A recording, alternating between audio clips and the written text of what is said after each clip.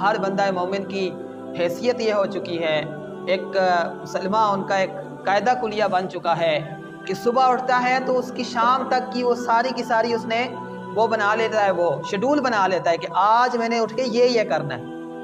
لیکن جب schedule check کرے نا، اس شیڈول کے اندر یہ نہیں ہوتا کہ آج میں نے کتنی نمازیں پڑھنی ہیں، کتنا قرآن پڑھنا ہے، کتنا ذکر کرنا ہے، کتنے نوافل پڑھنے ہیں، کتنا درود پڑھنا ہے، یہ شیڈول میں نہیں ہوتا۔ ہر بندہ غور کر کے دیکھ لے،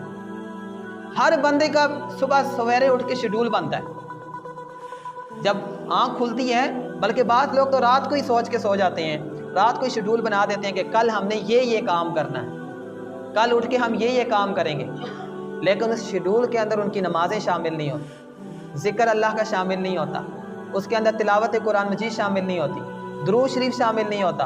اور اللہ کی طرف جو بھی دینی معاملات ہیں وہ بھی اس میں شامل نہیں ہوتے۔